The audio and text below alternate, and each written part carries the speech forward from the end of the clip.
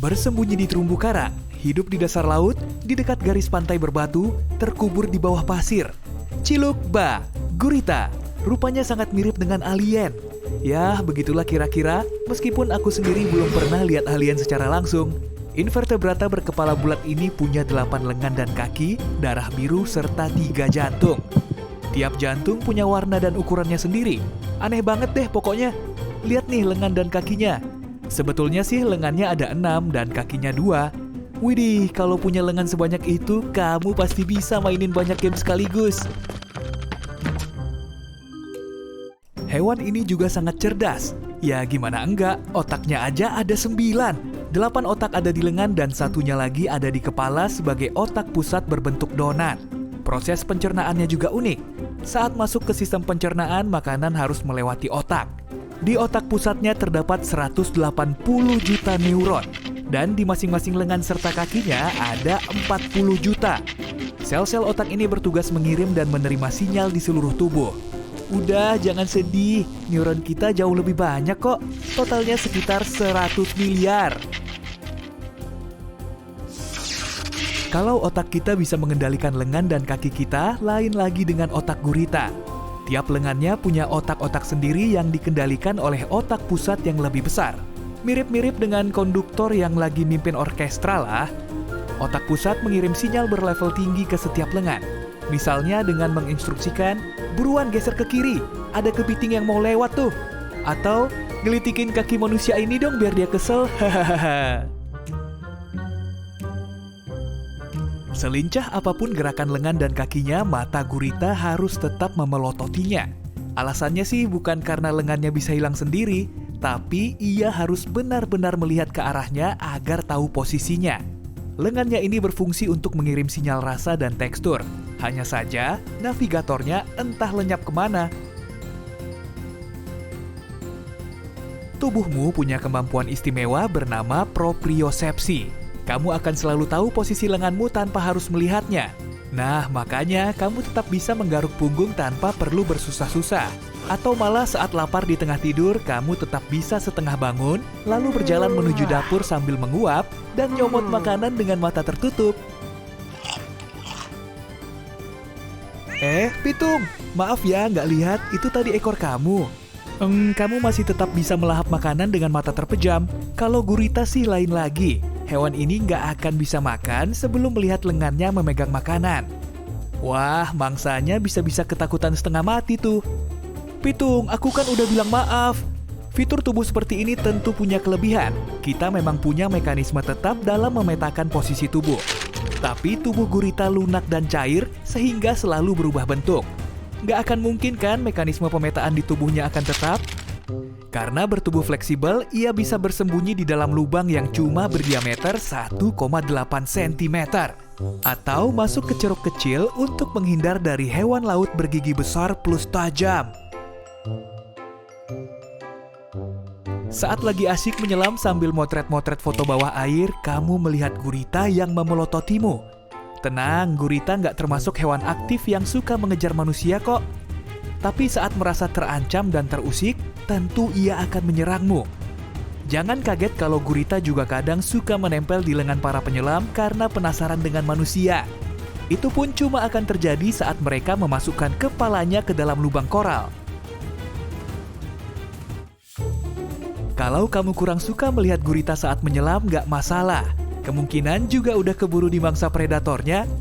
Paus, ikan bertubuh sedang, dan anjing laut memangsa gurita dengan gerakan super ngebut. Jadi gurita perlu cara meloloskan diri yang ampuh. Tubuhnya nggak terlalu gesit, kuat, maupun menakutkan. Pakai kamuflase dong. Mantap, saking lihainya berkamuflase bisa aja kamu akan mengiranya sebagai batu yang ketutup rumput laut, alga ngejreng atau koral, dan malah bisa aja sebagai pasir di dekat kakimu. Udah, nggak perlu dicek juga kali. Coba deh amati lagi. Hewan ini nggak cuma menyesuaikan warna tubuhnya, tapi juga tekstur kulitnya dengan lingkungan sekitar agar kamuflasenya lebih meyakinkan. Tekstur halus, berduri, benjol-benjol, semuanya bisa dilakukan hanya dalam jentikan jari. Ada lagi, wahai bunglon air. Si perenang andal ini juga suka memakai alat, seperti lumba-lumba, burung, dan simpanse. Ada tempurung kelapa yang terapung-apung tuh. Wah, bagus dong. Gurita bisa menyulapnya sebagai rumah berjalan di dalam air. Hewan ini juga bisa memindahkan batu, membuka kulit kerang, dan tutup botol yang disegel. Gurita juga super cerdas. Kemungkinan juga punya ingatan jangka panjang dan jangka pendek yang lebih baik dari kita. Iya beneran dan apa ya? Kok tiba-tiba jadi lupa gini? Oh iya, tinta. Gurita sangat lekat dengan tintanya. Saat predator besar dan gahar mencoba menangkapnya, gurita akan menyemprotkan tinta kehitaman untuk membuatnya linglung bahkan buta selama beberapa saat. Ngeri juga ya, mending jangan main-main sama gurita deh. Hal ternyeleneh apa yang pernah kamu lakukan untuk mengusir rasa bosan? Kalau gurita sih jangan ditanya lagi.